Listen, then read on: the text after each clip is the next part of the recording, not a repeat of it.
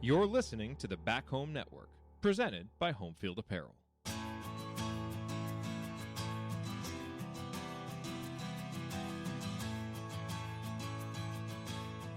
Right up Meridian, baby.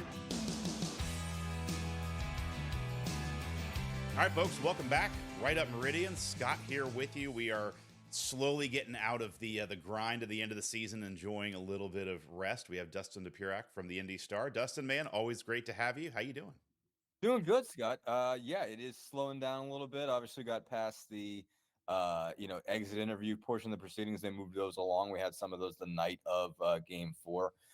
And so now draft workouts, there's not a bunch of them because they don't have any first round picks. So it's sort of just kind of, writing through everything that we got in the first couple of days. But yeah, obviously it is a slowdown period as we get ready for the draft and then free agency and, then go from there. But a bit of a time for a little bit of respite, which is kind of nice to have after a very interesting, but I think someone put it story dense season. I think I was talking to Naptown Seth on Twitter, and that's the term he used that for as a fan, it was very story dense, which is true. There was a lot going on in the last couple of months. The in-season tournament feels like it was a different lifetime ago. So, I know it feels like that was like 5 seasons ago. And that's, again, like I'm curious your take on it and maybe the players' take on it also. I mean, I'll give you a fan's take on this. And it's great. Like I will take playoff runs over no playoff runs all day long. But It was funny once it ended. I was at game 4. I went to all the home games. I was at game 4 against the Celtics, and I was bummed, but there was a part where it was like, man, I'm kind of happy. This is like it turned into a grind is not the right word, but it's like, man, it's like every day. And I'm like changing plans around. And again, who cares about me? But I'm curious for you. I mean, you're in the grind the entire season. But with the playoffs and it kind of really getting honed in the more coverage coming on there, like, do you kind of feel that like, man, that was a real grind the last couple of weeks? And like, does it feel like a weight off your shoulders when it kind of is like, all right, we're at the end? Or do you feel that way at the end of every season? I mean, this was definitely different. Yeah. And so like, again, I want to say, because I almost feel like we're sitting here saying like, God, I'm so glad that's over. Exactly. No. I want to run to the finals. I want to still be doing this. Yeah. Right. Exactly. I mean, it would be fun to still be covering basketball. So I'm not going to act like it wasn't enjoyable. It was definitely a scenario where you're like, man, there was so much that happened here. You're like, wow, this was an incredible run. So like 2 parts of that.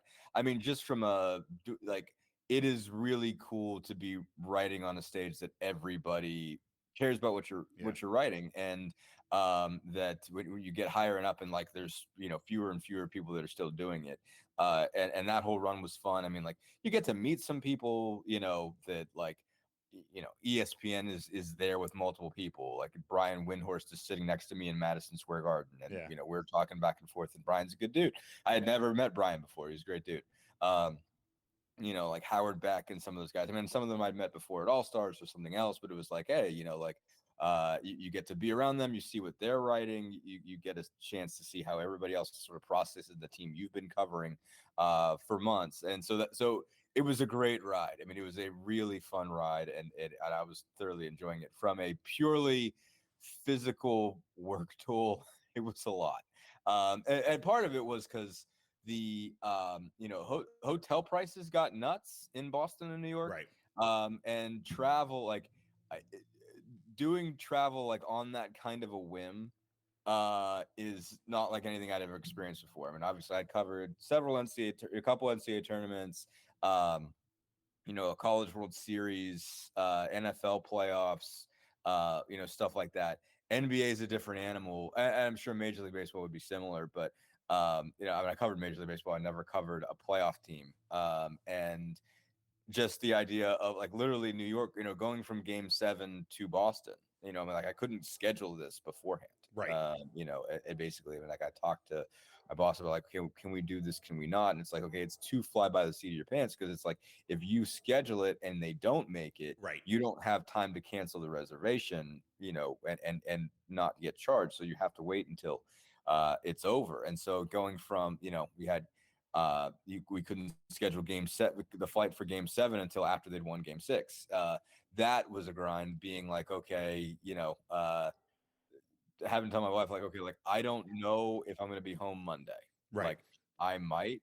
I'm like, I haven't, like, well, what time's your flight? I'm like, I didn't schedule one. Yeah. Like, I don't know if I'm going straight to Boston. I don't know if I'm coming back home. I don't know, what we do next.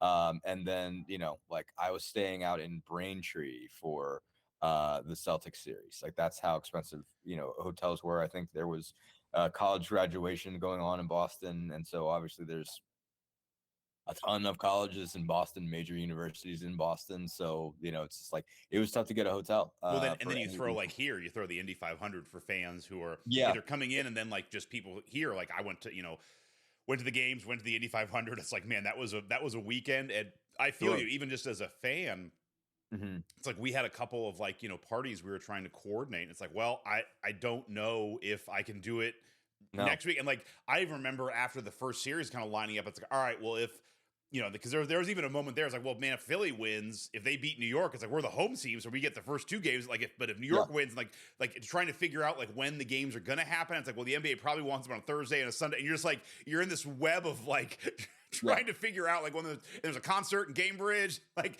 and it's like you just be like, I got to block off the next 4 weeks. It's just like I can't have really any definite plans because. Like my friends are trying to plan like a get together. It's like I'm not going to miss Game 5 of the Eastern Conference Finals. Like just not going to happen. So, no, exactly. I mean, there was a handful of things that we got to do that we got lucky on. There were some things I didn't get to do that we just that kind of thing. It was just, but it is just you just don't know what's next, and like you get at each round, you get a playoff series and find out, okay, like this is what this is going to be, like. This is way back, but like I had designs on going to Bad Religion and Social Distortion at the at Everwise at White River, and that was the night of Game 6. So didn't know whether it was going to go, whether the Pacers were going to win, whether they weren't, and that ended up being the night of Game 6. So I never did buy tickets, so that was kind of the wise decision on my part. But yeah, no, I mean there were a handful of things like if the NBA Finals were going to be an issue. We had friends are getting married. We my wife and I put on their engagement party this past weekend, and it was just like, okay, like if they were in Dallas, that would have been a tough thing to pull, and I'd have gotten some trouble for that. So yeah, it definitely was it just does a number, and it's just like, again, you don't want to pass up the opportunity to cover these rides because you just don't know. We don't know what's going to happen again. And again, from a professional standpoint, it's great. Well, no, I'm happy for you. You got to do it. And even just, again, as a fan, and I've heard about this for the finals. You hear about, people talk about the finals, like how it's different energy in the arena. And I've not been to a finals. And I cannot wait at some point to go with the Pacers. But you even noticed it for me, like in the Eastern Conference Finals, like definitely, when they played the Bucks, it's like, all right, the crowd is jacked up. You have shirts and, towels and all that. And then they played the Knicks, and it's like it just felt like it was like another level up. But once you got to play the Celtics in the Eastern Conference Finals, suddenly there's like the camera on wires or whatever, and it's like you look down, and it's like, oh, there's ESPN Deportes, and there's like ESPN Radio. Like suddenly it's like, wow, like there's like, and like I noticed they put like where I sit, I can see where the MCs and like the pacemates kind of go during timeouts. They had put like 3 rows of media there, and it's like you just. It is really cool to see that as the kind of the stakes go up. It's like, oh, this is a lot of new people covering this series. And it was cool to see that for just the Eastern Conference Finals, how everything seemed to just like, wow, this all feels way different than just a normal game. Whereas the first couple rounds of the playoffs felt different, but it was more just like the intensity was there. This felt like it was almost a different event. Yeah, no, that's a good way of putting it. It felt like a different event. It felt like, because when you just get down to the Final Four and you're like, well, it's actually close enough to being in the NBA Finals. Like the Finals is a different level. But yeah, I mean, like just the Pacers and Racers were a thing. Like I hadn't even heard the phrase until this year. That it's a thing that happened. That like that it's a term that gets tossed about. If there is still basketball in late May, coming up to the Indy 500, basically, and I mean, it was wild that it bracketed it. That on one side you had Game 3 and then Game 5. Do you know are you high enough up, like, or not high enough up? I don't mean like that. Like, are you just in the right? Like, does the NBA take that into consideration? Like, would they have played a game the same day as the Indy 500? That's a great question. I think they've done it. I think, as I say, I think they have before. Yeah, as I understand it, they've done it. And so, I think, I mean, they should, for the purposes of everyone's sanity, not do that. Yeah. I mean, like, obviously it wasn't a problem for me. I mean, Right. this is the second year I've got out of Indy 500 coverage. I haven't covered one yet because I haven't been, last year we had a wedding. This year, we had this. And so it was just like, obviously they weren't going to make me cover the Indy 500 in between. I was going to sleep at the time everybody else was getting up and going to the race. Yeah. So that was really nuts. I got up and I retweeted Nathan Brown, who was our Indy 500 guy, and he was like, "Please tell me you're not still up." I'm like, "Well, I'm not going to be for very longer. You're starting your day, Right. Obviously, I got to go to sleep, go out, do whatever I did that next morning, and then come back, and there wasn't a race until 4:30. I'm like, man, how do you guys do this? Like how have you been there for 11 hours and you haven't actually seen your sport occur? That's really something.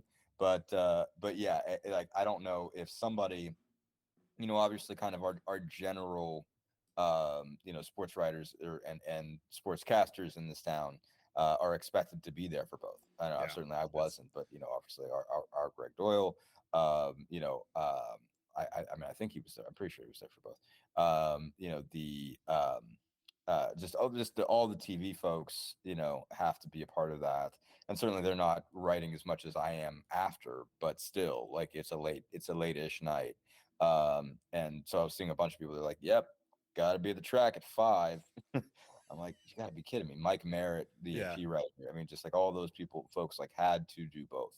And you're like, man, like that's brutal. And like, I mean, it had to be nuts on it for everybody that had to book a hotel. I was thinking about that. Anybody coming in from Boston, it's like, man, because you talk about, you're like saying going to Boston, like there's wedding stuff, like the Indy 500, like that books up Indy. People are already booking next year now, so it must have been nuts. Oh, yeah. But anyway, yeah, I mean, exactly. And but so forget the Boston fans, like screw them. They got to win. They got to watch a. Sure, they got there, but they got here and they're fine. Yeah. I want to. I mean, I feel for all reporters, but just like it takes a chunk out of your budget long term. I mean, like I'm sure from like Boston to New York, like I'm sure there are decisions going to be made based on what we had to spend on hotels in Boston and New York over that amount of time. And having to do that, on a whim, doing it like the night before and 2 nights before, whoever you are covering that had to come into Indy, if you had to go stay, if you had to pay $300, $400 a night for a hotel, far out, like that adds to it. And, if you're staying out by the airport or someplace like that, you have to get, spend more money on Ubers or a rental car or whatever it's going to be to get you downtown. Like all of that adds to your travel budget, which takes away from what you can cover next year. So, like all of that it's an issue, and it's just, it's a pain. I mean, it definitely was. And so, I don't know. We got to stop belly. I feel bad. I really feel like I'm dragging this out. No, you're good. You're good. So I want to talk. I've been thinking about this for a while, and I wonder where you land on this. Because on one hand, I look at that series against the Celtics, and it's like, you play the end of that. You start the game over at 2 minutes, and you play that 10 times. The Pacers win that 9 out of 10 times. Like they had that game won. And I wonder if, losing the game the way they did, if that just killed them for the series. But then you look at, Haliburton is out, but in games 3 and 4, they only lose by 3 points in both games. They're in both games, outside of a really good Drew Holiday defensive possession. Maybe they win game 3. Like they are, that's as close of a series as a sweep as I've seen in a while. So there's a world where it's like, could they have won if they win game 1, let me rephrase my question. The question is, if they win game 1, and the Celtics, suddenly that pressure starts and maybe they win game 3. It's like, and now the Celtics are down 2-1. Like, is there a world where the Pacers really had an opportunity in the series? Or the other way to look at it is like, dude, you got swept and the Celtics were a team that might only lose 3 games in the playoffs. They only lost 2 so far. They might sweep the Mavs for all we know out of the finals. And it's like, dude, this is just like, there was no world where you were beating the Celtics and like you might have stole 1, but even if you won game 1, that would have been a gentleman's sweep. Like, I'm curious where you see, did the Pacers have a chance to shock the world and they kind of flubbed it? Or was this just like, dude, you had 1 shot and you weren't going to get 4 more? I mean, I lean toward the latter. I mean, obviously you just don't know. I think it is important either way, wherever you land on this. It is important to know that if you win one, like you can't imagine a scenario in which like if they win game one, then the next 3 games are the same as they won. Right. Like, Everything changed. that you end up in the same places. Because like obviously it changes the dynamic in general. It just it messes with everybody's gears. If Boston loses a game, then that would affect them. Now the question is, how would it affect them? And the way it looks right now, like the way they're playing now, what I see from these guys in the finals now, and what I feel like saw mostly in the Eastern Conference Finals, is that I could have seen a scenario in which Boston got tight because they have all this pressure of having to win the thing. Right. But it seems how they're actually reacting is, if you catch me, I'm going to turn it up. Like they really have this look. I've said this on Twitter yesterday, is they have the look of a distance runner that knows exactly how far behind them you are. And as soon as they feel you on your heels, they're gonna find a gear that they're not using right now. Like they know they have it. They're sort of saving energy for when they need it. And if you get up on them, they're going to find it. And so I think that happened a bunch of times in the finals, that they were able to say, all right, they're too close or we're losing. Let's ratchet it up right now. Especially on the defensive end, they were able to say, all right, they've scored way too much. We've messed around.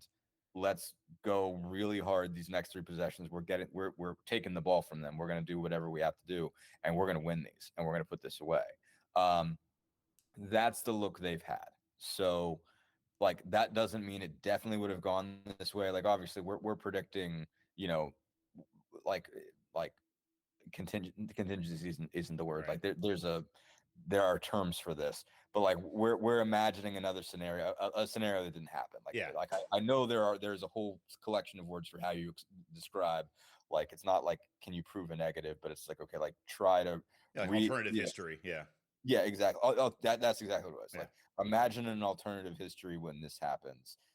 Like butterfly effects, string theory, sort of things that we're imagining. Okay, imagine this happens. What are the next chain reactions? You can't look at it and say, well, if they would have won game 1, you imagine game 3 as being the same game. Right. You imagine game 2 as being the same game and game 4 as being the same game. Like you have to realize, like they would have just reacted differently, and that would have changed the direction. And they do have a look like again. There is a possibility that if you win game 1, they're like, oh God, and then that shakes them up, and that there's less confidence there, and that they get scattered and whatever. And the Celtics have shown the capacity in the past to be something like that, to have those moments where they get skittish and they can be 2-3 point reliant, and so it can get ugly for them. But they have also shown this capacity in these playoffs to really sort of have a mistake and then turn it on and hit another gear. And a big part of the reason why they have that now, and maybe they haven't had that in past seasons, is Drew Holiday. I blame the Bucks up and down. Like this is all Milwaukee's fault. Like I don't know what they were doing, but no, I think I know what they were doing. I get it. Oh no, I know what they were doing, but it's just like this could not. And they obviously, it was a hockey trade or hockey assist, so to speak, with the trades. Like they traded him to Portland. Portland traded him. Like that could not have been the way they wanted it to go. But I want to go back to one thing you said that I think is a great way to put it, the distance runner take on the Celtics, because I've also landed on that in talking with a bunch of friends over this. It's like, man, they were close, but it's like, dude, every time it got to winning time or there was a play that had to happen, the Celtics made all of them. They made every single play, and then you felt that. I mean, some of the games, I think the last game, the Pacers didn't score the last 2.5 minutes. It's like the Celtics just had another gear, and they just, it's like, all right, now it's time to play like 100%. This is winning time, and we are just going to end it. And they would do it, and they would make the plays. And so I look at that as like, they almost like, it's not a fair way to say it. It's not the best analogy. It's almost like a cat playing with something. It's like they were just kind of playing around and like, can we beat them without full intensity? It's like, all right, we can get there. And now we're within 3. It's like, all right, let's finish it and just end it. It's like, we'll turn into a tiger and end this. And that, so I don't see a scenario where the Pacers, even if they win game 1, that probably would have been a 5-game series. Like it's just the Celtics were a markedly better team, and I'm with you. It's all Drew Holiday. Like Drew Holiday is unbelievable, and it's like, damn, the Bucks. they've got to be maybe the most pissed off fan base out there right now, because it's like, dude, Yeah. we're stuck with the kind of injured Dame who's we're paying $50 million a year, and Drew Right. is about to win one of our rivals a title. Yeah, no, I mean, like, we'll see what happens. I mean, I'm not ready to write the Bucks off as far as that being a long-term deal. And I thought, I will grant this is a possible reality. Talking to I say talking to, it's not like Dame and I were having this intense personal conversation where he just wanted to tell all this to me. But I mean, he was he had his press conference at the end of that series, and so like, the Pacers are the fastest changing team in the league, and they get their press conferences done before anybody. They like, it's remarkable just how much faster they move getting, out after a game after everybody else. And like, that's not a sign they don't like each other. They would just rather be somewhere else. Like, if they're going to go hang out, like they get their changing done. They like kind of, move us along, and like, all right, let's go. I don't know, let's go get steaks at Prime, whatever it is. Well, it's great for your beat. I mean, you got to be like the envy of all the NBA beat reporters. It's like, dude, I can get in and out. Sometimes not, because you're just like, okay, I didn't get everything. Like, some of you guys I really wanted to talk to were out of the locker room before I got there. Yeah. Like, it's definitely that's definitely an issue. Sometimes you're like, and it's not because they're blowing you off. Like, Obi and Nembhard are gone.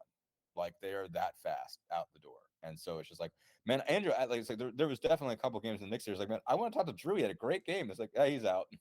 Like, you're kidding me. And so, yeah, it's just like, but he had a bad game the other day, and now he had a good game, and now I want to talk to him. Right. Like, yeah, he was gone. Like, oh God. So anyway, but yeah, I mean, Dame was still he was just saying stuff like, everybody thinks I wasn't happy. Like, I really wasn't. It was like, some of it was just getting used to this. It's like, remember, I was traded like a couple, right before the season. Like, I didn't have a training camp with these guys. I had some injuries I was dealing with. Like, I wasn't all there. Like, I'm looking, we had our coach fired in January. Like, I never got my feet set here. Like, I really think this is going to be okay. Like, everybody's writing this off as though it's terrible and we screwed up and we're never going to make it. Like, give me a chance, like, give me a real opportunity to have a whole year. And so I'm not going to write them off and saying like that is a failed experiment and they made a stupid decision, whatever. Like, I'm not going to write off Damian Lillard on just the basis of like, that's not a guy. But Drew Holiday going to the Celtics couldn't have been what they wanted. So no, anyway, I definitely think it was almost like a sense of like, if we send them as far away as he can send them physically, maybe they can't get him. Like, if we hide him in Portland, maybe we're safe. It's like, no, but you send him to the team that was absolutely going to move him. Yep. That has no business in, like the fact that you were able to get Lillard off of them in the first place, what means that like they don't want assets that they have to keep. Right. So like, you have put him in a place where he is gettable. And so, I mean, like, on one hand, you also had to be okay with that scenario. Like, it looks terrible right now. You look like the biggest idiots ever because it looks like you built the Death Star, like by just giving them Holiday. It's just like, oh, well, shoot, now we're all screwed. Yeah. But no, he definitely feels like the key. I'm going to turn it back to the Pacers here real quick. Right. You did the exit interviews. I'm curious, in talking with Haliburton specifically, it's, he re-aggravated or re-injured or injured is, seems like hamstring again. Do you think this is going to affect offseason Olympic play, or do you think he's still pretty much going to be on the same recovery timeline he was before that injury? Well, here's what he said. One thing I want to go back to on the last thing. Sorry. Before we get to that point, I simultaneously, and I think you're probably doing this too, while also saying that I think like Boston was in that space of feeling like, okay, once you catch us, we're going to blow you away. I also feel like just maybe, I mean, we'll obviously find this out in these next two games, but they definitely walked away from that feeling like, man, the Pacers kept up with us more than we thought, and there is a chance that you come out of this seeing that like the Pacers were actually their best competition. Yeah, like the unknown, I think, is just in terms of who would have been the best bet to beat the Celtics is still, that Denver was off the board, and like that wasn't an injury thing. That was just they got beat by Minnesota, who played better than them in that series. Like, I still think Denver might be the second best team, but like, I think you can still walk away from this saying that maybe the Pacers really were the second best team in the East. I kind of agree. It's funny because again, I go back to like we got swept and they're really good, but I kind of agree with you because I do think, when you look at the counterfactual of that game one, the Pacers didn't win it, but if they are able to win that, it's funny. I was just with my son. I consider this great parenting. We're watching old NBA docs. We just finished the Lakers Celtics, like best of rivals, 30 for 30. But you're watching that and like each of those series in the 80s with the Lakers and Celtics, now with a ton of hindsight, it's like you look at that and they're, people are just saying, oh, I'm messing them all up. Game 4 in the 84 finals, like that was a turning point. And it's like after that, like for the Lakers, like we knew we just couldn't beat the Celtics, and the game series still went 7 and they won another game. It's like you could just pinpoint it. That was the point we lost series. And you think of the 95 finals where was it Nick Anderson misses like 3 free throws and it's like then they just get swept. It's like I do think if the Pacers win game 1, you saw a lot throughout the playoffs, but even in that series when the Pacers were humming and they were moving, they looked faster and quicker than any other team they played. And other teams look like shit. How are we going to keep up? Like we got to put guys in, and the Celtics were the best adapted to do that. But I think if they would have won game 1, the Pacers are like, all right, we can hang with these guys. And when it comes down to it, we can beat these guys. And then maybe at the end of games, you still have Holiday making great plays, but maybe, I'm not saying, maybe there's just a mental piece where like going into game 3, the Pacers kind of knew, man, we get into nut crunch time. Like the Celtics are going to go up a gear because they just did it and kind of stole a game. Like I'm with you that I do think even though it was a sweep, it felt way closer. It might've been the best competition the Celtics got in the East. And there does feel like there's a world where maybe it was a 6 or 7 game series.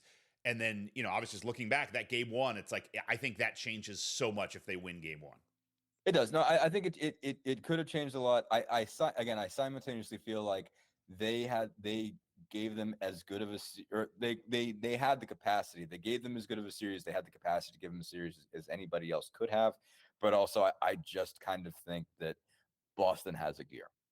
That Boston has a gear. Well, the thing that we're not talking about is I think we'll never know. I think they had Porzingis on ice ready to go. So if it's like, if the Pacers get up 2-1, let's just make that scenario.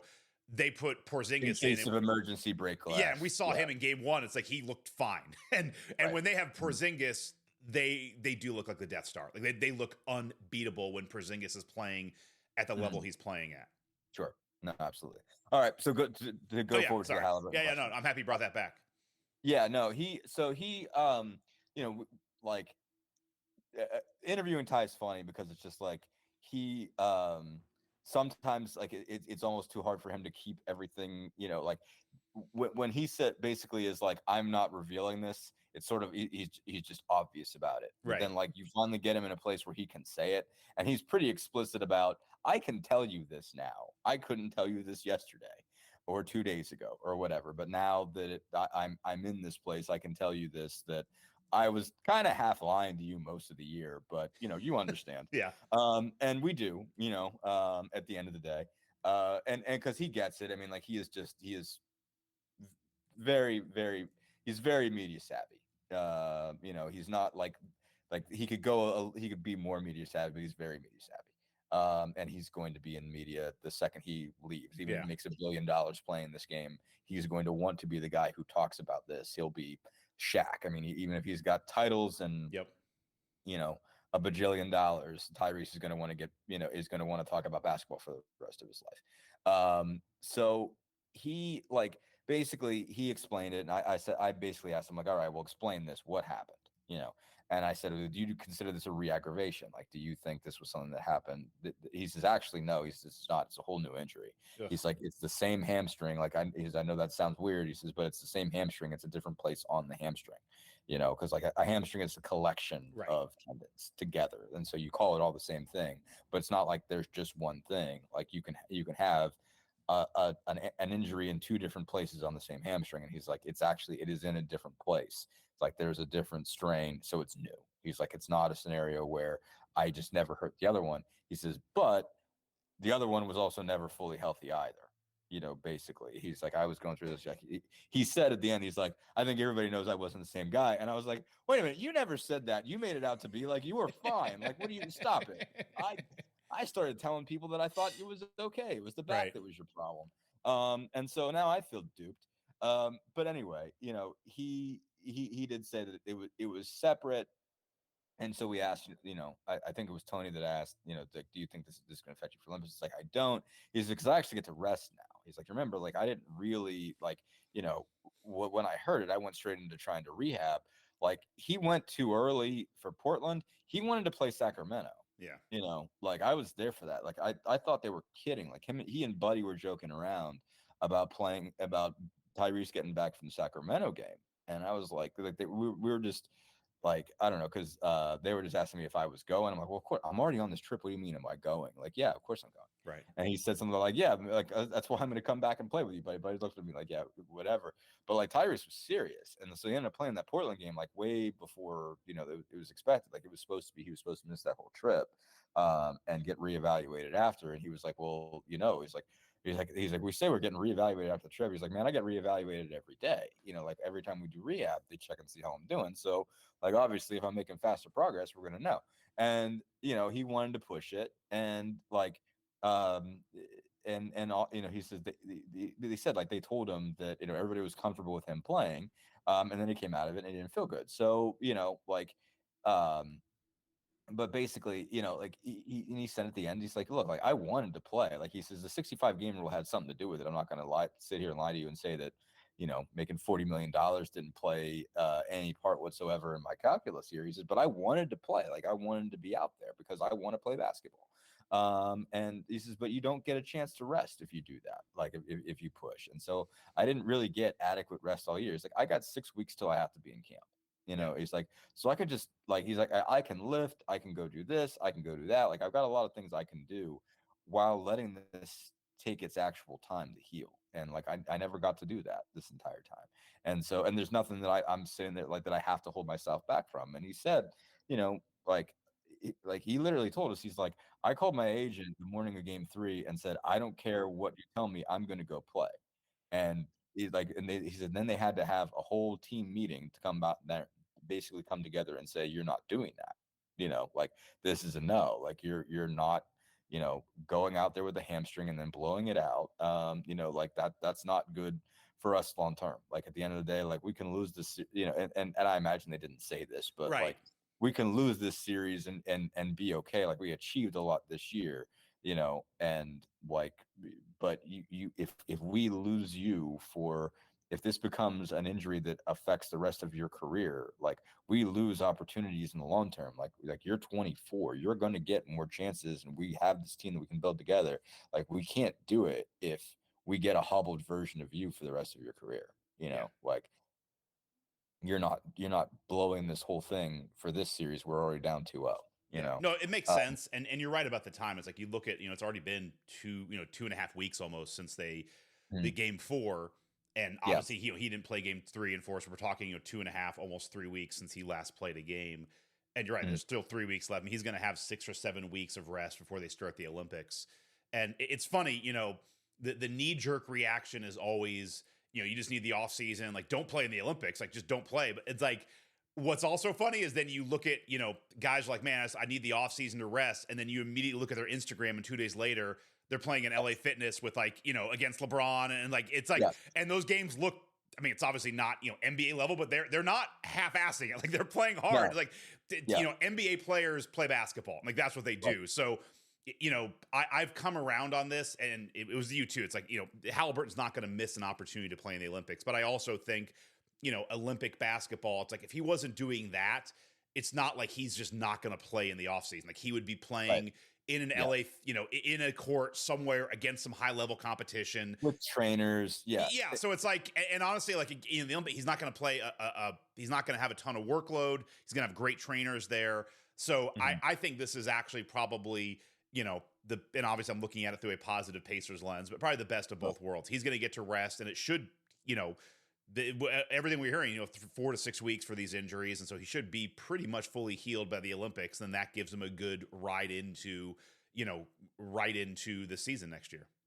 Yeah, no, exactly. I think, and the other thing is, it's just we were talking to him, and like we didn't even bring up, are you going to skip it? Like, because it wasn't, it just was never on the docket, and we got to, Right. Tony and I got to talk to him a little bit after, just off the record and everything, not even off the record, just kind of basically, it was actually really cool. I should bring this up because it does tell everybody how good of a guy he is. Like he came back after his exit interview to say, basically thank Tony and I and say, hey man, thanks for your help this year. And we thanked him. And I said, hey man, you've been a pro. We appreciate you coming out even when you were having a bad day and you really didn't want to do it. We appreciate that. And so he was just talking about like, yeah, like, I'm going to do this, I'm going to do that. And like, this is set up for 6 weeks. Like, I mean, like it was never even in his mind. It's not in his mind at all that he would think about skipping it. I mean, obviously he could, if he has a setback and it's just like, man, you really can't do it, like then I imagine that'll change the calculus. But as far as he's concerned right now, like he is all locked in. And like, I say this because like, I really do think like we're not thinking about this right now, like as a sporting populace, but this is going to be one of those teams that you remember, like they're going to do documentaries on this team. 10, 12, 20 years from now, because it's going to be LeBron's last ride, and it's going to be Durant's last ride, and it'll probably be Curry's last ride, from an international team standpoint. Like, and you're going to get all those guys together. And it's just like, if you have the opportunity to be on that team, like that's once in a lifetime. Like, it's not just, oh, well, I might be in 4 more years. Like, I mean, number one, like the dynamics of the team are going to change. Like Haliburton's on this team for a specific reason. Like, you could argue that he's not one of the 12 best guys. He wasn't, first or second team all NBA. And there are a bunch of guys that did not play this year. I didn't play the 65 games that you could put on there. Like he's on there because he passes the ball. Like he's on there because there are a whole bunch of other guys that are going to be priority one. Like, again, like, I mean, there's a reason why Jalen Brunson started in last year's World Cup over him. And he's not on the team this year, but Haliburton is. Haliburton fits because like he doesn't care. He at that level, when you're talking about, like next to other Olympians, he doesn't care if he scores a point. Right. Like he's okay with that. And he's that dazzling of a passer that, he can operate that way. And so it might not be the same dynamic 4 years from now, 8 years from now, 12 years from now. Like you don't know how it's going to go. They obviously love him. They're like USA Basketball loves him. So, maybe he will get more chances. But this team is a once in a lifetime team. Like, no, I agree. I also think the positive way to look at it is, this has always been a Bill Simmons take, which I agree with, that, some guys use the Olympics as a way to kind of supercharge their career and kind of steal secrets from all the other players. And if you look at last year's World Cup, to me, the 3 players that, Anthony Edwards, no question, shone in that World Cup, and then he took that into the season, kept it going. I would say number 2 is Haliburton. Like he at the end of that, you could definitely tell it's like, all right, we got to play Brunson because we basically promised him the starting job, but like Haliburton took it from him. And then he took that into the season last year. And you can even say Brunson, Brunson in a different way kind of realized things he could do, and he took that. And so I look at that as like, obviously Haliburton has shown that when he gets in these experiences, he's able to glean really good things, take them and supercharge his career, because he did it last year. And so I think, what he'll gain this year is you could see the same type of thing where he could come in and really start off next year with a bang, because when guys figure out how to utilize all the experience they get there, it's like these can be formative experiences that just supercharge careers.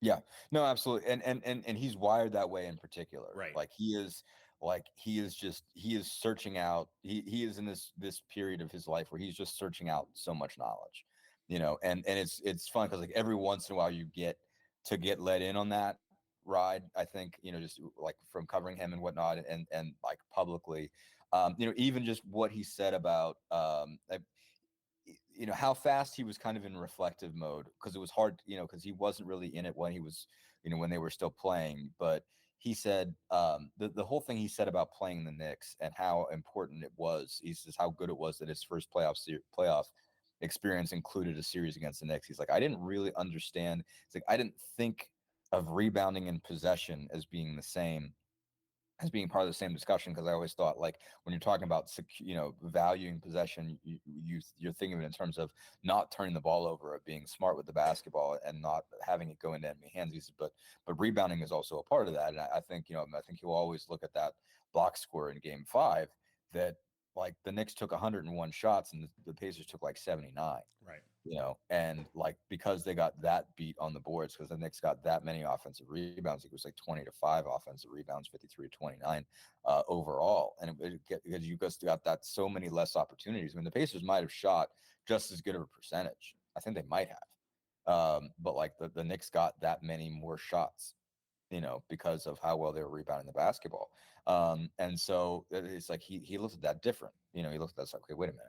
Like, this is a different part of the math. And like, there has obviously been a lot telling him like the defensive rebounding part of the game is more important and you need to step it up.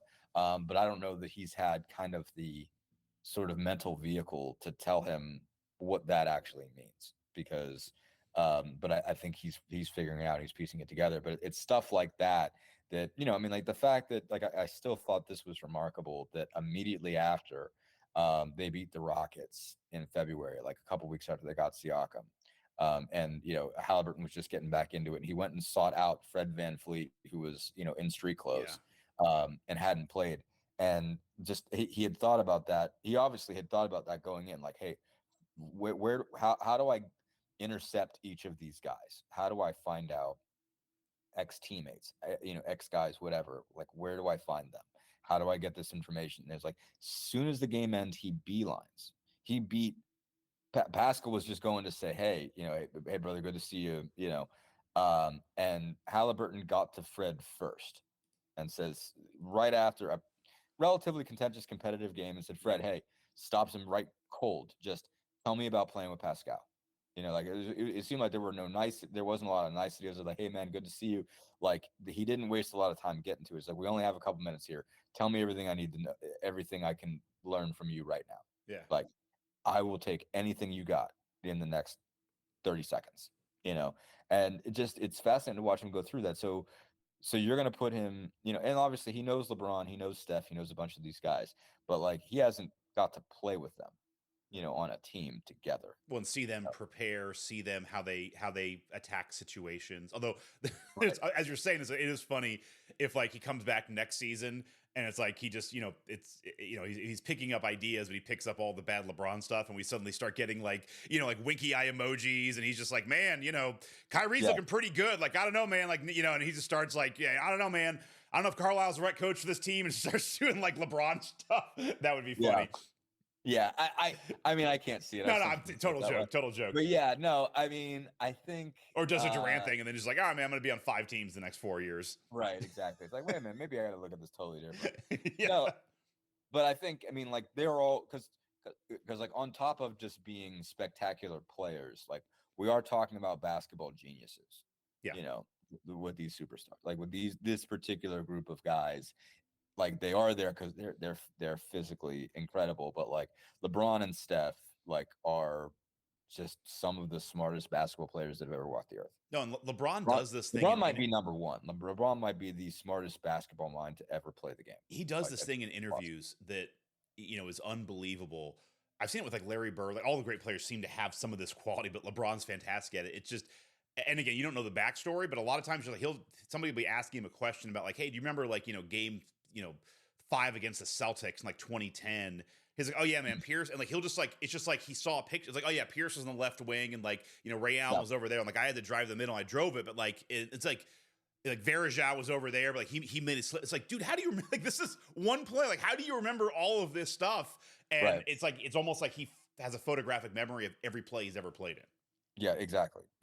And like, that's what makes, and I've only watched so much of it. I want to dive into it now that we got some time. Is just the Redick podcast is like one of those things that you're going to keep in a capsule. Yeah, because of like how much is in there and how much he processes, and he like, I imagine that JJ probably tells him beforehand, hey, like, I'm going to be thinking about this play. Like, you probably have a pretty good remembrance of it. Like, if you can refresh your memory, if you've got it somewhere, like, but even if you kind of dial it back 50% as to what he actually remembers, it's still incredible. Yeah. Like, it's still incredible. And like, I know I've definitely seen it like in a press conference that there's no way he could have been prepared for it. Yeah. But he was still able to recall and, replay the entire play in his head. It's incredible. And Haliburton's pretty good with that. Like, I mean, I think everybody, he caught some flack. Definitely, I remember specifically it was from Josh Hart. And those two are friends and everything like that. Like, they're cool. But like, after the Nembhard 3 against over LeBron in the Laker game, like Ty kind of gave this whole thing as to what he was thinking, where everybody was, why he made the pass. And Josh like said on Twitter, he's like, you didn't remember all that. Like, stop. He's like, stop messing around. You watch the play again. I don't want to hear nothing. You said before you got interviewed, you watched the play again. So you recreated that by watching it on film. You're acting like you remember that cold and you don't. And maybe you did, maybe you didn't, but it was still, even if you break it all down, it's still interesting to remember. But like, so Ty processes the game that way. So you're going to put him around all of those guys. And obviously their whole purpose in being there isn't to educate Ty, like it's to win games. Right. It's like whatever Ty picks up, he picks up. So he has to be the one who's sort of initiating as much of that or picking up on it as much as they can. Like, they're not going to say, oh, wise one Ty, we will now elevate you so that you can win championships. Young Jedi. But, Right. Basically like he is going to be in that, ability to soak it up.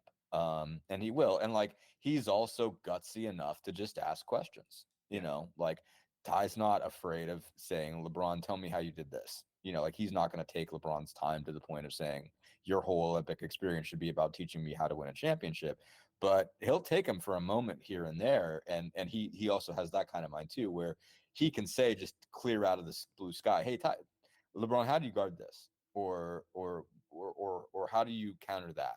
And and again, he's our star, so he's our, we're looking at it through those glasses, but he does seem to be right now in that the perfect period where he's willing to ask. Like, I think he understands there's more to learn, but he also understands, I'm trying to gain myself to a championship level. Whereas like, these are not great comps, but like, I don't think Kobe was ever going to be like, hey man, how do you do that? It's just like, man, I'm just going to beat the hell. I'm just going to work harder and go get you. And like, immediately the minute Kobe's in the league is like, Jordan, you're my number one. Like, I got to do nothing but to beat you. He never would have asked Jordan, like, how do you do this? I'm sure they talk, but like, he didn't have that mentality.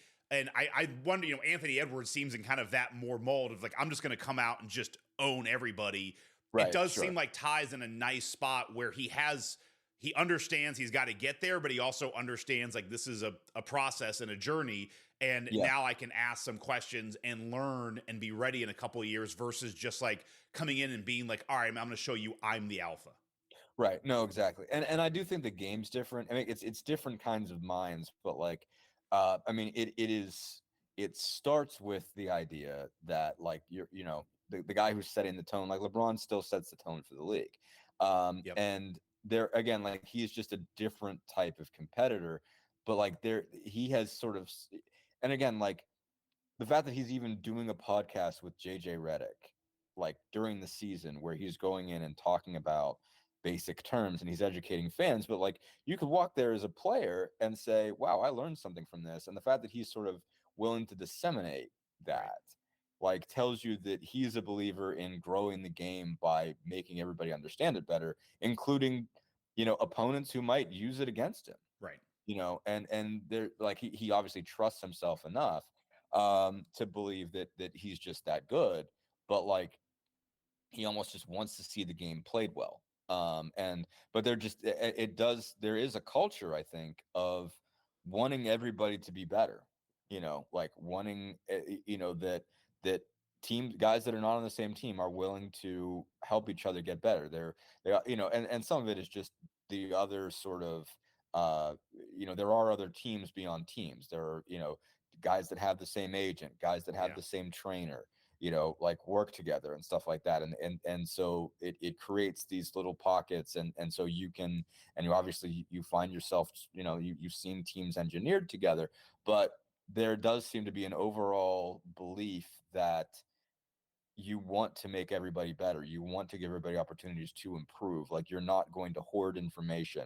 and say like, okay, I'm only telling who's on my team because I don't want them ever to beat me, and so I'm never going to tell them a secret I've learned. Yeah. Like there does seem to be a belief in sort of sharing the secrets of the craft, league wide, and I think that kind of starts with LeBron, that he's more built that way of not being sort of selfish with it, but just believing that it's um, it's good to help for the rising tide to rise all ships here, and improve everyone as players, and it makes for a better product, and it means everybody gets paid better. Ultimately, that like growing the game, it's good for an older superstar to help a younger superstar, even if that might eventually lead to that younger superstar unseating him. That there's still a bigger picture of making everybody better. And so, but it makes for a culture and environment in which somebody like Tyrese feels more comfortable asking the question. Like, I don't know if in Michael Jordan's NBA you would ask, Right. because it would be like, well, find it out for yourself, rookie. Like, Yeah. it was probably, in fairness, it was probably better than I'm painting it, because I think even in the Reggie Miller pointed this out. And actually, when I talked to Reggie for his Miller Lite thing, like he was doing like kind of a publicity tour, and so Right. they were like, "You want 15 minutes with Reggie?" I'm like, "Yeah, I Yes, want 15 minutes always. with Reggie." Yeah. Always, anytime. And so I asked him like, "What were the most revealing things to you? What surprised you about that?" And I'd only watched a bit of it. I hadn't watched all of it, so I kind of faked it a little. But he said, I thought one fascinating thing that I heard was that like Red Auerbach let Isaiah Thomas like come with the Celtics and ride the bus, early in his career, in like early 80s, before the Pistons were good enough to be a challenge. When he was figuring out how to get there, like he like Red let Isaiah spend time with the Celtics, to learn what they were doing, to learn what it took to make a championship team. And so there was more of that than I think probably giving credit for, but it does seem more nationwide, like like league wide. I mean, like there's a reason all these guys are on each other's podcasts when it's different teams. Like, yeah. No, it's definitely, it's a new league, and there's definitely a lot more sharing. I want to switch topics real quick to just talk some off-season stuff, because I'm not sure I'm going to have you again before the free agency starts, and we got to have you back once that gets going, because that's one of the things we love talking about on this podcast. Sure, of course. I have two questions for you. So the first one is this: as I look at the roster, the salaries, and everything, I kind of look at two places. And so the first one I want to ask is, I look at Obi Toppin. I love Obi Toppin. I've enjoyed watching him. I look at him as kind of like, if I'm the Pacers, and you suss out and tell me what you think about this. If I'm the Pacers, I'm like, I would love to give Obi like 9 or 10 million. But to me, I think this is actually a question for Haliburton, where the answer is like, hey, Ty, you need to get better at defense. And if you're going to get better at defense, we can continue to let you have your toys. Like, you can continue to have a guy like Toppin who runs, and like you can have your fun. Or if you're not, or if you can't, or whatever, it's like, if you're not going to get better, that's fine. You don't get your toys, because we got to at some point get better on defense, and that's a slot that we can move and go get a guy in that salary slot who's really good at defense. So it's kind of like, to me, it's more of a question to Haliburton of like, hey man, if you get better at defense, we can let you have your toys. If not, you can't. I'm curious your thoughts on that, and just where Toppin might fit in. That's a great way to put it. I mean, I think the specifics of the conversation, in terms of like the priors, in terms of how they've talked about it with him before, I don't know that you could spring it on him that way. I know. Yeah. But it is, but to your point, like it's a fair way to put it, to say, okay, like they can absorb Obi, and his defensive flaws, if Ty's better. And basically they can absorb a lot of things if Ty's better on defense. And obviously I think the issue is, I think there's a debate to be had on won't, like, will versus can, because I don't think part of it is, I think getting better on defense does require some physical transformation on his part. I agree. And it's not easy, and the Olympics does complicate that, because you're going to have to be in game shape, and game shape and lifting shape are different. Right. Like that you I think to really physically transform and get bigger and tougher, you have to have a period where you would be there is an off-season period where you would not be, as good at basketball. Like you have to kind of like put that weight on, eat a lot, lift a lot, absorb a lot, and through that stretch, you're not as light on your feet. And so then you have to like get that weight, get that muscle, put it on, recondition it. Right. And that's a process. And a lot of times it takes all summer.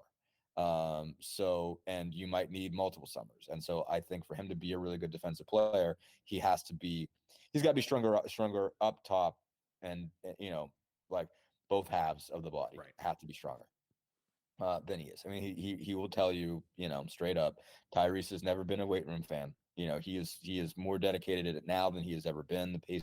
It was in the Paul George podcast. He said, like, they asked us to lift more than we ever have.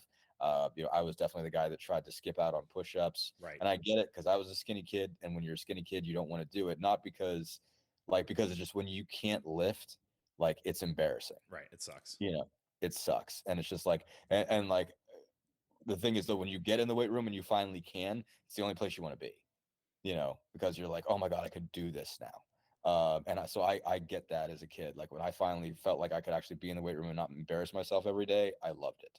Before I was that, I hated it. And so, like I think he's there to be able to do it, but he does have a lot going on every summer. He's got Olympics going, so he's got to transform.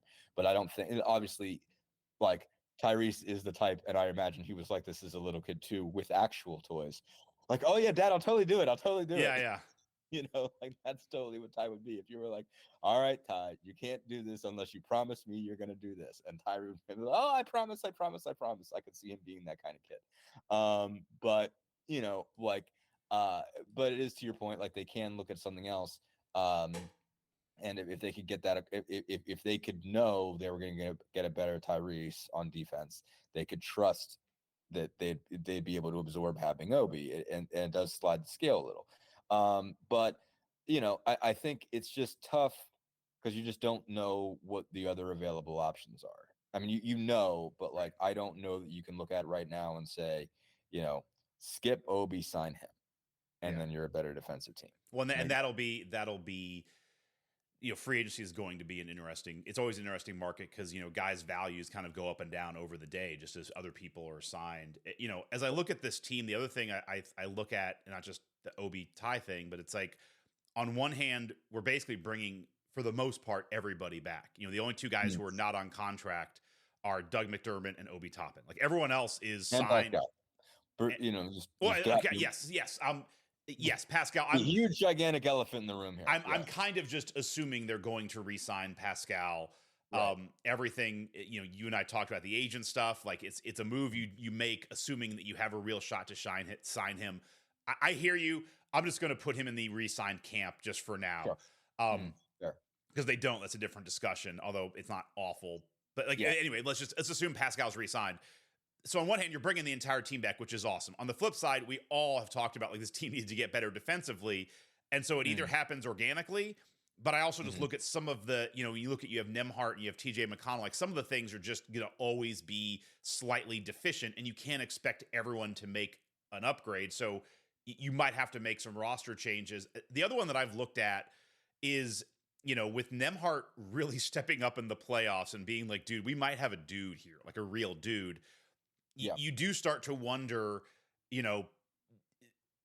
I've looked at this, and for as much as I love watching TJ McConnell play, and as much as he kind of ingratiated himself with the fans and seems like a perfect pacer player, it does look like if you're going to start, this is what the aprons do in the NBA, is you have to start making some decisions. You can't have Nembhard and McConnell and have Siakam and Haliburton both at maxes, like, and then you want to get Obi at 10. Like, at some point, you got to make some decisions. I do wonder, do you look at like, all right, Nembhard is on a sweetheart deal, seems to be a guy. Maybe you look at moving McConnell and, give Nembhard the second unit, because of McConnell, and this is not I don't know if he's available, but like, Alex Caruso is making $9 million. TJ McConnell's making $9 million. Like that would be a perfect slot in to upgrade your defense. I do wonder what your thoughts are on maybe not, who you get specifically, but just between Nembhard and McConnell and Haliburton, like you have three really good point guards. Can you really decide can you keep all of these guys, or do you have to start making some moves to upgrade your team? Yeah, I mean, you have to look around. I think the bigger issue is kind of on the other side of that discussion is that you're going to have a hard time keeping Nembhard. Because the reason being, I think it does, and I saw this. I think it was a Mark Stein column. Is that he's going to have to start. Sorry, Maxine's got thoughts right here. But anyway,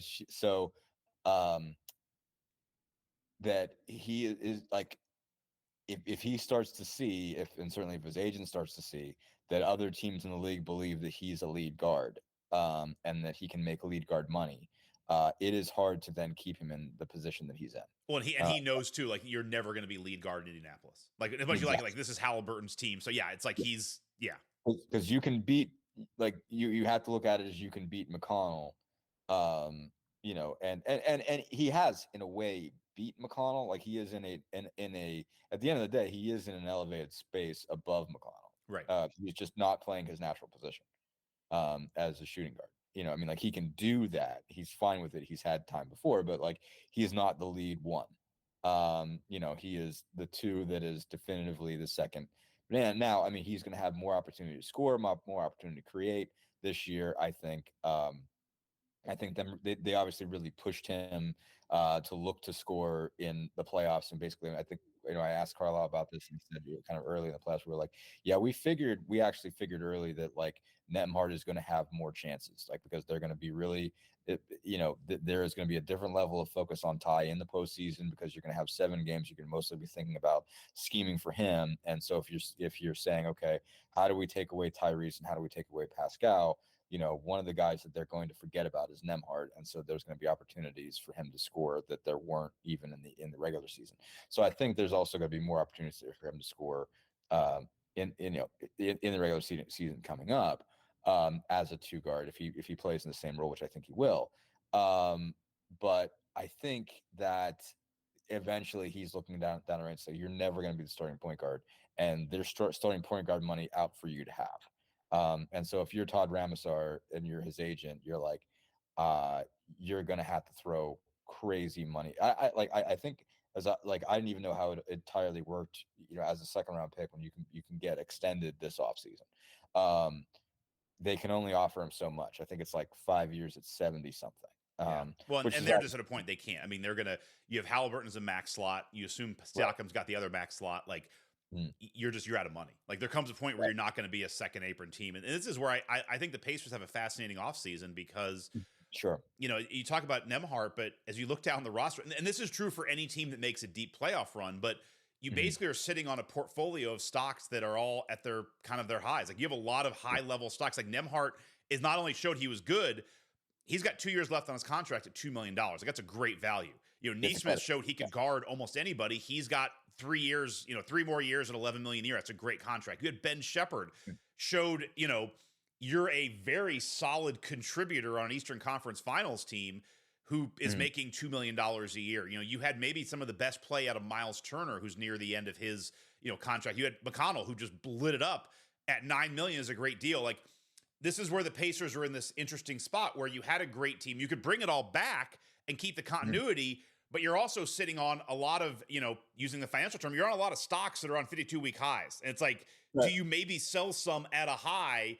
Because I would, and I don't want to pick on anybody, but I would assume that of all those guys I mentioned, some of them, this might be the high of where they're like, some of these might just be diminishing returns from here on out for a variety of reasons. So I'm, in your sense, I'm not going to make you pick certain people, like who they get rid of this and that, because it's not a spot you want to be in. But like, how do you sense the Pacers attacking this offseason? Are they going to look to sell some pieces and shake it up, or just kind of bring it all back?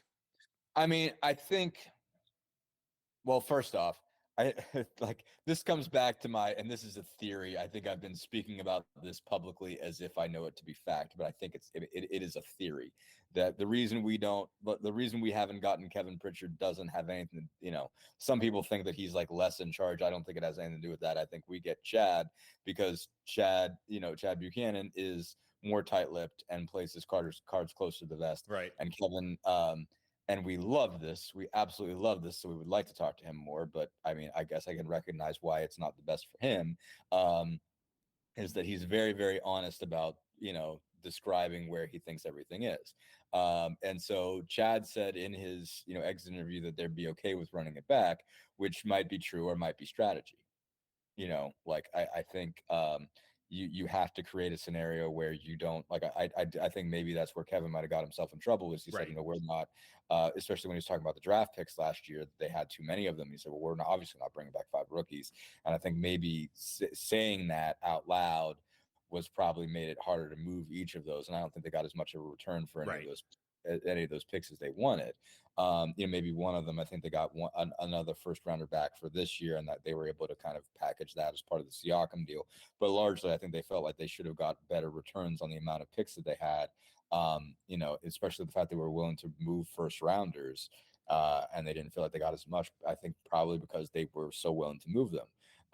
And so open about wanting to. So I wonder if, obviously Chad might be in a scenario where we say, like, look, like, we're okay standing pat. Like, you got to make us move. Right. And I think that's probably true. I think that's, at the end of the day, I say that's probably where they are, is that you have to give us a reason. You have to give us a reason. Like, we're okay. And we're like, if we don't move anybody, and again, like, I'm speaking as him as we, obviously not me as we, like Chad's kind of saying, like, we're okay where we are. If we end up with the same team, we can live with it. Like, we're okay. We just got to the Eastern Conference Finals. We feel like there's room for organic growth. We think this team, these guys, if they make strides, can be a championship team. And, so if you want one of these guys, you got to give us something that improves on that. Yeah. We don't feel like we have to get rid of these guys because the clock's ticking. So there better be something in it for us that makes it worth our while. And so I think that's strategy, but I think it's also a way that makes sense. You don't have to trade Aaron Nesmith. You don't have to trade Ben Mathurin. You don't have to trade Jarris Walker. You don't have to trade Andrew Nembhard. You don't have to let Obi Toppin walk. Like, you can bring this group back and it be really good, and you have some space. Like, you're not setting yourself up for collapse. No, I agree, and I agree with that. And I think, everything we talked about during the season, like, you now have an off season with Siakam and Haliburton together, although it's minimized with the Olympics, is like always throws a wrench in that. But sure. I agree with you. I mean, they're not there all summer anyway. Like, those guys, especially the higher paid guys, don't spend all summer there. Some guys do. My apologies. I'm walking around because I got to charge. My computer's getting a little low. No, you're fine. I think, you look at, they're not on the clock. That's for sure. But it is like my favorite Yogi Berra line is like, they're, that it gets late early in that they will be on the clock in like a year or so, because after, they could bring everybody back and still kind of run it back and still be in a really good position salary cap wise. Again, I'm assuming Siakam is back at a $40-45 million clip. Right. But then you look at, if we're talking like 12 months from now, it's like suddenly Turner is an expiring deal. Smith is out. Isaiah Jackson is out. Now you have one less, you're on the extension years of Nembhard. Mathurin. Mathurin. Now you have a lot of decisions to make. And so I do think there's no pressure now, but I think there's pressure building that throughout this upcoming season and in the next offseason, they're going to have a lot of decisions to make, because then it becomes, you start locking in things like, all right, if you sign Turner to another 4-year, $20 million, 4-year, $80 million deal, that suddenly, that basically makes a decision on Nembhard that you can't keep him, or do you sign Nembhard to the $80 million deal? Now you can't keep Turner. Like, there's, right. I think they only have one more year of kind of being able to run that back. So I do, that is my fear of, like, by being too cautious, you might be in a spot where suddenly next year, like, all the shit hits the fan, so to speak, where you have a lot of decisions to make. And then teams also know, all right, man, the Pacers have got to move a bunch of stuff. Right. No, exactly. And so precisely that it is, they have to be opportunistic. Yeah. They have to look at what's out there and say, okay, going back to kind of your initial point on Obi, like, you can, you have to kind of set a hard line as to how much you're willing to pay him. And Exactly.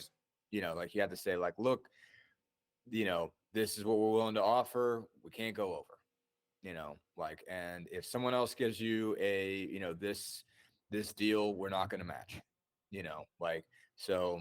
Or it'd be nice to match and then do a sign and trade or something. But yeah. Right, exactly. Whatever you're gonna do, it's like, okay, listen, like we have a line that we're not. It's just basically like we can't, considering what we've got long term, like we can only offer you this much money. Like this is kind of where you fit in us. I mean, if you feel like you can do better, great.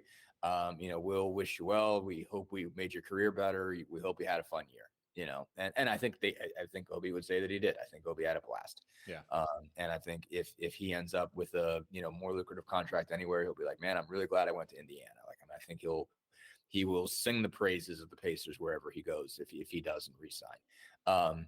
So, like obviously it's just, you just sort of have to make those decisions to say, okay, like, this piece is movable for that. I mean, like, Jarris Walker is another scenario of if you go another year and he doesn't play, then you have a diminishing return on him. Like right now, he is still this, fun, mysterious piece that everyone's interested in. Yeah, I mean, and that's the thing too for next season. It's like we can add a lottery pick. Like that's what's wild. Yeah, like we have a lottery pick just sitting on ice. Yeah, exactly. Like it's going to be really curious. Something that opens up a space for him, and or like obviously, like you could just have a scenario where you just let Obi walk and let Jarris step into that role, right? Or not. I mean, like you have a bunch of different ways that you can go with this. So they have options, they have flexibility, and I think they're just kind of approaching it as, all right, make us an offer. Yeah. Tell us what you're interested in. Like, we'll tell you if we care. And so, the free agent market isn't great for them. No. I don't think, it isn't great in general. And so, like I think there are pieces to be had. I mean, I think there's a viable, if you let McDermott walk, which I presume you do, I'm like, unless McDermott's willing to take the, I'm not even sure you sign him at the veteran minimum. If he's going to be your only free agent, like if you do sign Obi and you only have a chance to really add one in the free agent market, like I don't know if you were even willing to take McDermott on the veteran minimum. Maybe you do, but you at least explore looking someplace else. If Obi walks, obviously you get to replace him.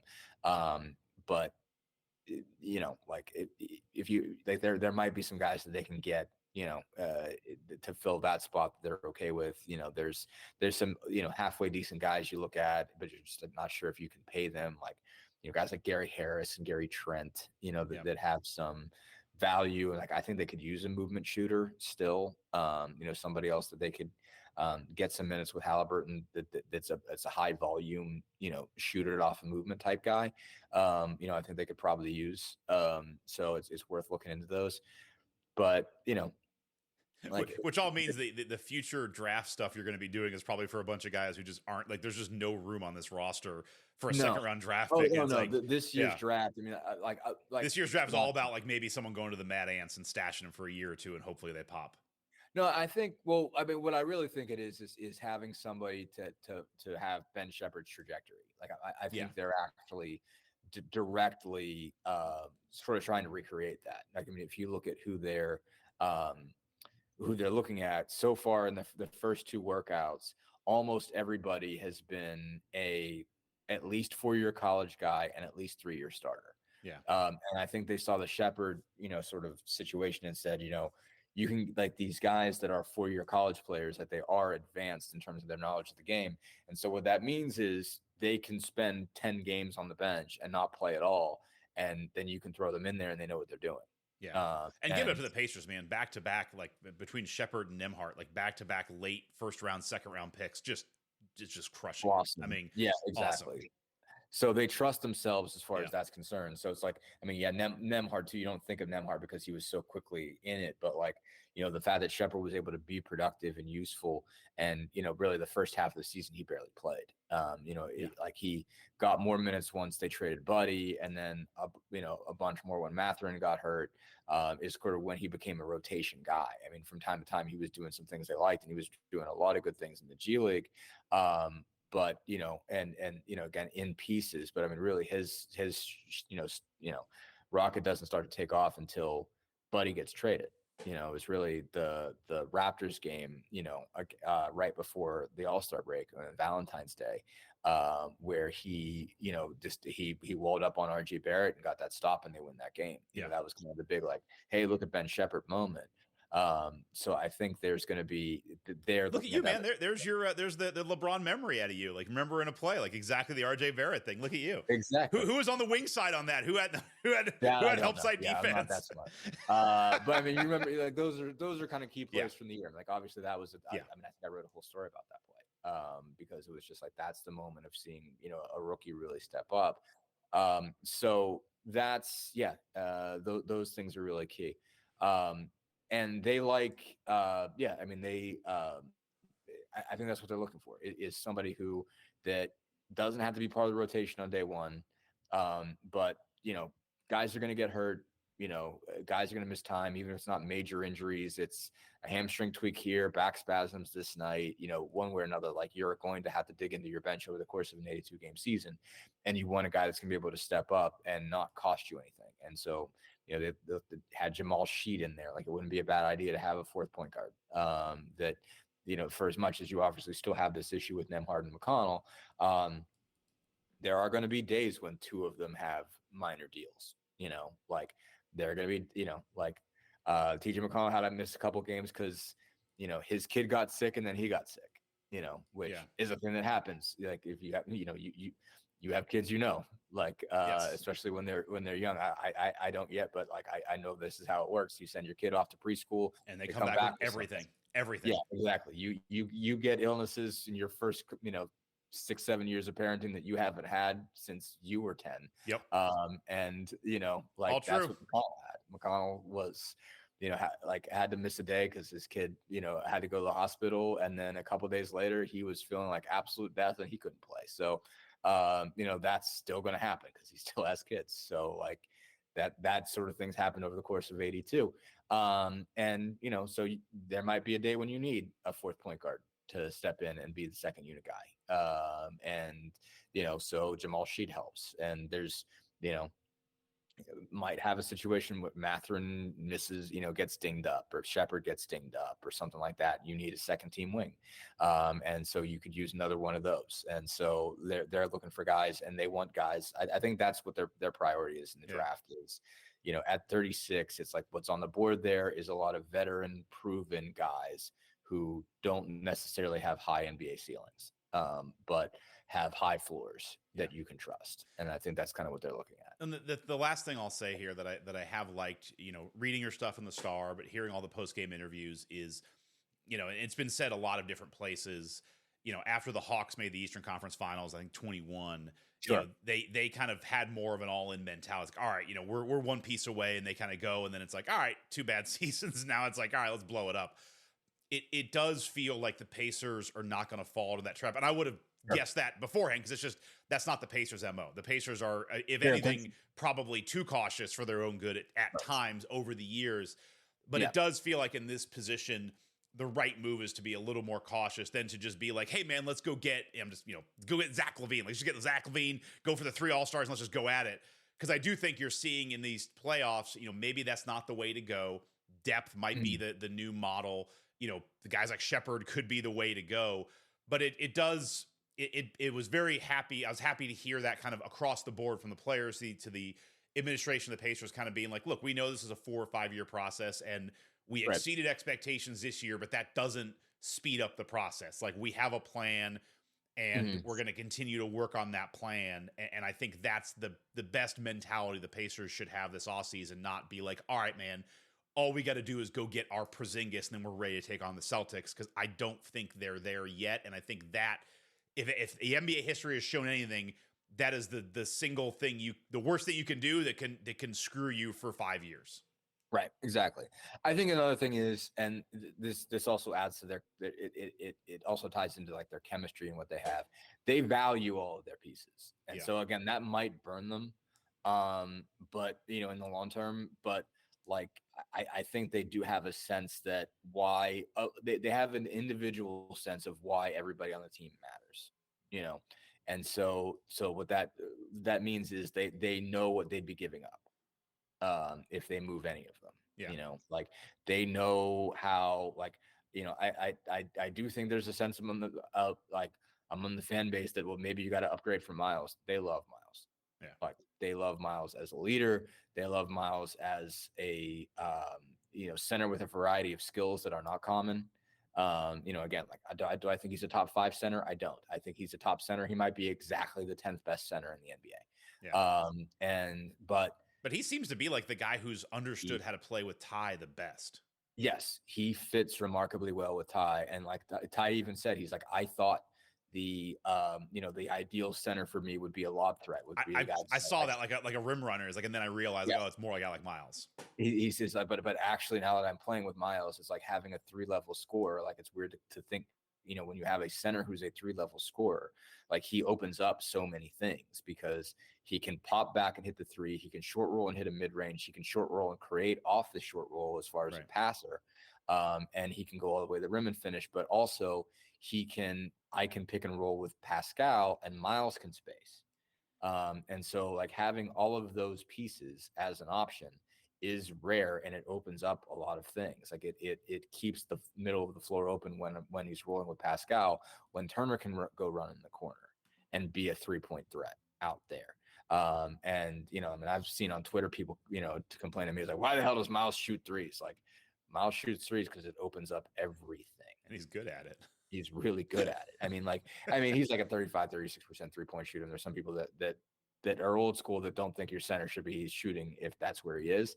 But this is Twitter. Yeah, exactly. But the point of the matter is like, it really is important. It's mission critical to what they do, is that Myles can do all of that. And it just, what it opens up in the ball screen game, whether he's involved as a screener or not, is game changing. So they know that's a weapon. And so, like, do I think I don't know when they can extend him. Like, I don't know these deadlines and whatever as well as everybody else does. But like they're down to keep Myles. Yeah. Myles is good. We'll end on this because we're getting long on time, as we always are, but right. Myles is a tough one. Cause I agree with everything you said. I love him. He's my son's favorite player. So there's a part of my heart that's with Myles always. Yeah. To me, Myles is going to be a really interesting discussion this entire season.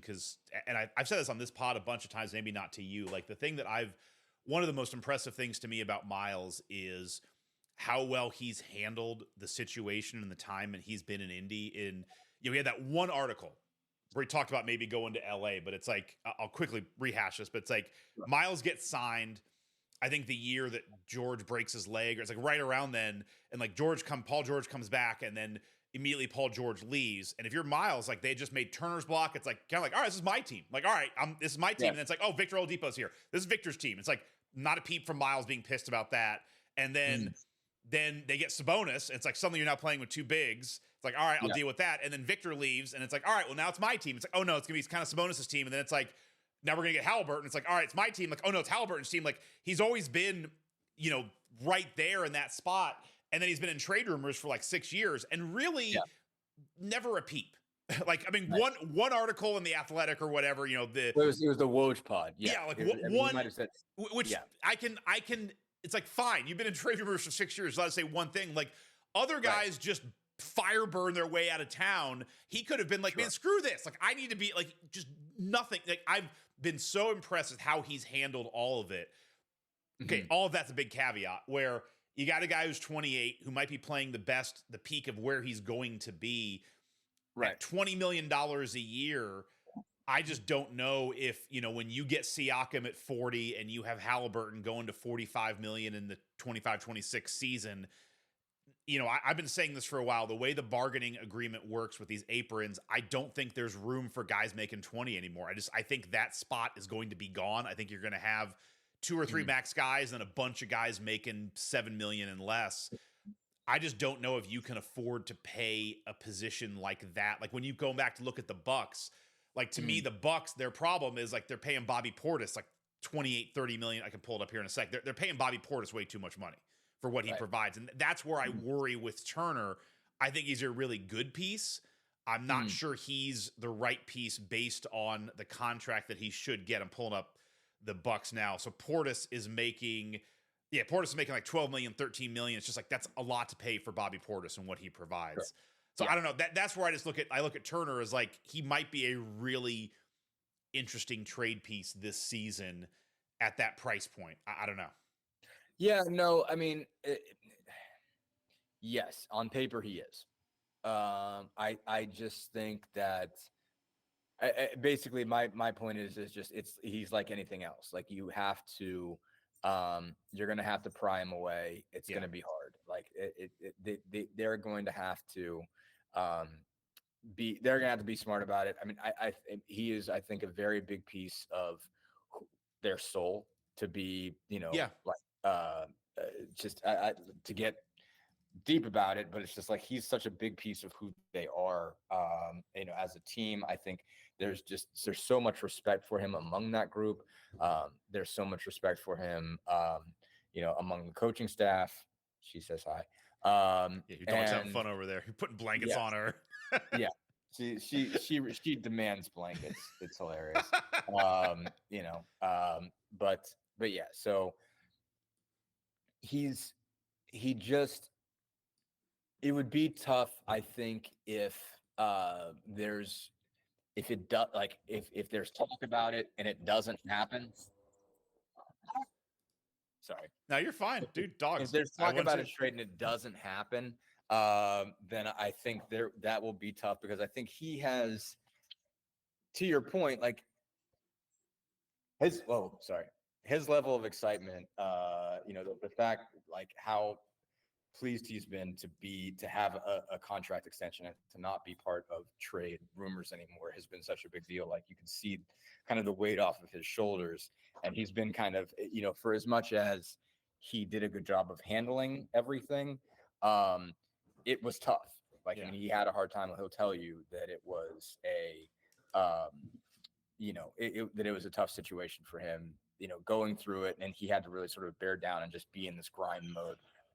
And being around him the first year, I mean, like obviously it was my first season on the beat, but prior to the contract, he was a different guy, in terms of what it was like to be around him. And like, as you're asking these questions, and that was tough. And it was just like, you're seeing a guy that was really walled off, and he is so happy to not be walled off anymore. I mean, he feels like he is part of something special, that they want him, that he's part of this and everything. And if trade rumors were starting to go around this year that he's going to get moved again, like he'd be in a weird place. I think it would be tough for him to handle. Yeah. The flip side, and then we'll wrap up on this. I hear you, like, and I want to keep him too, but this is just the reality of the new NBA is like, you look in 2 years, I have Haliburton's making $45 million I'm going 2 seasons from now. Not next season, the season after. Haliburton's making 45. I'm just going to pencil in Pascal at 48. I mean, it'll be somewhere in that range. If you put Myles even at 20, just give him the same, you're at $113 million for 3 guys, which means you need to, assuming you have 8 other functional players on your team, not just, a couple James Johnsons at the ends, no knock on James, but there's always gonna be that one spot. That gives you $20 million for 8 guys, which means you're signing guys at $2.5 million a year. That's tough to do. And if you're going to go in the salary cap, like you can go into the tax, you can go 40 million, you're only going to get 5 million per guy. And you're not, obviously it's not going to be spread evenly amongst those either. So it's like, this is just where the new reality is the NBA. Cause I don't think fans fully get, and we can go deeper into it later. Like the first and the second apron are real penalties. It's just really going to hamper teams.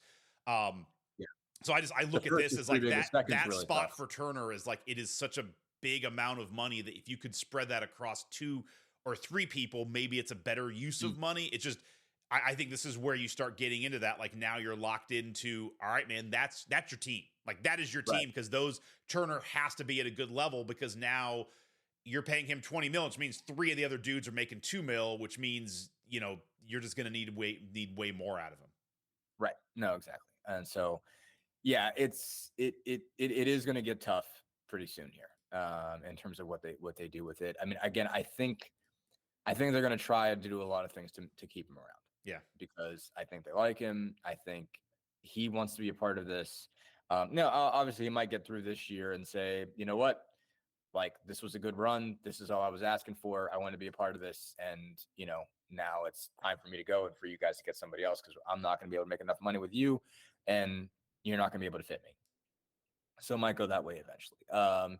So I don't know. We'll see. I mean, he wants to stay. Like, you get the impression that he wants to stay. Yeah. And you get the impression that they want to keep. Well, and the flip side, I mean, I brought this up with Pascal. But to your point, how does it work? Well, but I brought this up with Pascal too. It's like people, I'll be quick because it's time to go. But sure. It's like with Pascal, everyone's like, oh, well, what if the Pacers don't resign? I'm like, well, but look around the league. Like, look at the teams that could sign Pascal. It's not that big, and nothing against him. Right. It's just like you go down the Bucks do not have the cap space to sign him. The Clippers don't. The Lakers don't. Like, there's like, I'm not going to do it here, but there's 15 teams that just cannot fundamentally sign Pascal based on economics. And then it's like, does Pascal want to go back to Toronto? No. Does he want to go to Sacramento? No. Like, there's probably only 3 teams that are in the running for Pascal. And I think you're going to see the same thing for Turner is, you and I even kind of say he's going to get his money. It's like, I don't know if Turner can command $35 million a year on the open market. No. Like, I do think the economics of the NBA are just going to be changing, and it might just be a tougher conversation for guys like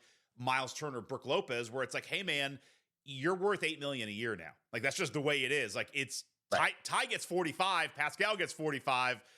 Guys who don't get 45 make 8, and that's the way it's going to be. And I think the next couple of years are going to be a tough reality, and you might have some guys in the Turner spot who are just like, I'm out, and then they go out, and it's like, oh, there's not a bigger bag out here, and you might just be able, the Pacers might be able to go to Turner and be like, hey, we love you, we want to keep you, we're going to offer you $12 million a year.